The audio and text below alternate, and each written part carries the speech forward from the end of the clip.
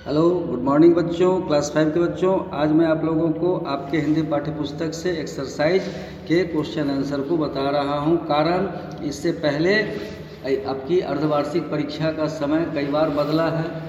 अब इस तरह से अगर पढ़ाई को छोड़ दिया जाएगा तो आपके पाठ्यक्रम में सिलेबस पूरा नहीं होगा। इसलिए सिलेबस को बढ़ाने के लिए, पाठ्यक्रम को पूरा करने के लिए आज मैं आपके इस चैप्टर के क्वेश्चन आंसर को लिखा रहा हूं। इससे पहले सारे चैप्टर के क्वेश्चन आंसर को मैंने लिखा दिया है।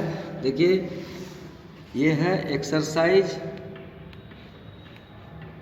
12 परीक्षा, इसको मैंने पढ़ा दिया है। इसमें यह कहानी है उस महाभारत काल की कि जब जुए में हार करके युधिष्ठिर, पांडव जो हैं वो सारे भाइयों के साथ वन में रहते हैं, जिसमें कि 12 वर्ष का वनवास और 1 वर्ष का अज्ञातवास था। तो अज्ञातवास के समय में उन्हें वेश बदल करके रहना होता है ताकि उसे कोई पहचान न सके। इस दौरान जो भूख प्यास से बेकल थे, जंगल में पानी पीने के लिए कहीं पर रुकते हैं। पानी की खोज में एक भाई जाता है सरोवर में, और पानी लेने के क्रम में उसके पास कुछ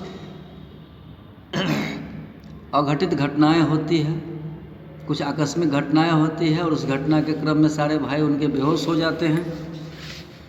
युधिष्ठिर जाते हैं, फिर अब उनके प्रश्नों का उत्तर देते हैं, अपने भाई को जीवित करते हैं। देखिए यहाँ, अब यहाँ आता है इसके प्रश्न। इसके प्रश्न में सबसे पहला प्रश्न है कि धर्मदेव के पुत्र का नाम लिखिए। धर्मदेव के पुत्र का नाम लिखिए। अब देखिए, इस क्वेश्चन आंसर को मैंने लिख दिया है। इसका स्क्रीनशॉट आप कर लीजिए ताकि आगामी परीक्षा में आपके पास रहे। आपने कर लिया स्क्रीनशॉट?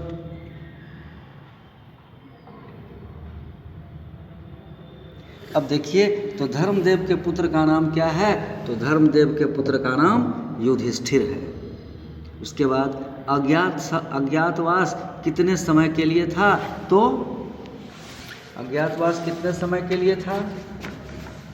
अभी मैंने आपको बताया है कि अज्ञातवास कितने समय के लिए था। देखिए, अज्ञातवास आपके पास, मैं आपको बता रहा हूं कि अज्ञातवास कितने समय के लिए था। तो अज्ञातवास 1 वर्ष के लिए था। अज्ञातवास कितने समय के लिए था? तो अज्ञातवास 1 वर्ष के लिए था। अब उसके बाद है तीसरा प्रश्न है, यक्ष कौन था? तो यक्ष कौन था? यक्ष बगुला का भेष धारण करके तालाब किनारे युधिष्ठिर की परीक्षा लेने गया था, जो धर्मदेव थे। उसके बाद चौथा प्रश्न है, यक्ष ने नकुल को पानी पीने की क्या शर्त बताई? यक्ष ने नकुल को पानी पीने से पहले उसके सवाल के उत्तर देने की शर्त बताई। उसके बाद 5वां प्रश्न है, संसार का सबसे बड़ा आश्चर्य क्या है? तो संसार का सबसे बड़ा आश्चर्य है, हजारों लोग रोज मरते हैं, परंतु जो जीवित हैं वे सोचते हैं कि उनकी मृत्यु कभी नहीं होगी। उसके बाद अंतिम प्रश्न है, युधिष्ठिर ने यक्ष से नकुल का जीवन क्यों मांगा?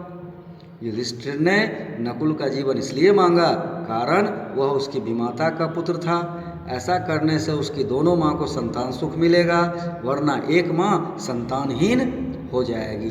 और इस तरह से आपको सभी प्रश्नों के उत्तर मिल गए। अब आप इसको याद कीजिए, लिखिए और परीक्षा की तैयारी कीजिए। ऑब्जेक्टिव प्रश्नों की सूची में मैंने बहुत सारे प्रश्नों को आपके सामने रखा था, जो कल से आपकी परीक्षा होने जा रही है 15 तारीख से। अब उसको देखिए।